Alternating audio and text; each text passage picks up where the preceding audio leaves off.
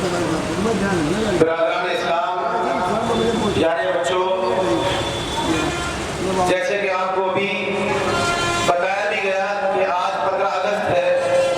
اور آج ہمیں انگریزوں کی غلامی سے آزاد ہوئے 75 سال ہو چکے ہیں، اور بڑی خوشی اور مسرت کا مقام ہے کہ الحمدللہ ہم ہر سال اس کا جشن مناتے ہیں، اور اس بات سے بھی کوئی انکار نہیں ہے کہ اس سال ہم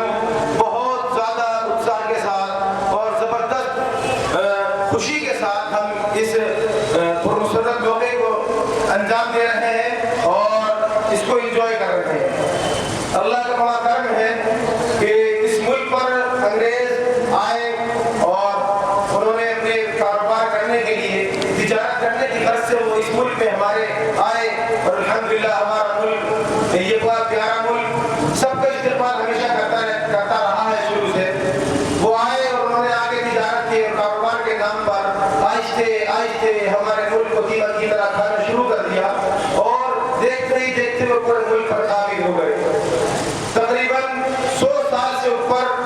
ہم اس آزادی کے لیے جدوجہد کرتے رہے، ٹیپو سلطان سے لے کر 1857 1947 تک ایک لمبی مدت ہے جس میں ہم مستقل ان کے ساتھ جنگ میں رہے ہیں، اور ہر طریقے سے ہر طرف سے کہیں نہ کہیں ہر انسان اپنی طرف سے محنت کرتا رہا اور آزادی کے لیے لڑتا رہا۔ بے پناہ لوگوں نے، ہزاروں کی تعداد میں لوگوں نے قربانیاں پیش کی، علماء نے بہت بڑی تعداد میں باقاعدہ پیڑوں پر لٹکا کر ان کو پھانسی دے دی گئی۔ اس طریقے سے ایک لمبی فہرست ہے، لیکن حقیقت یہ ہے کہ ہم سب اپنے اپنے طور پر محنت کرتے رہے۔ پورے ہندوستان میں ہر طبقے، ہر مذہب اور ہر طرح کے لوگوں نے جس طرح محنتیں کی،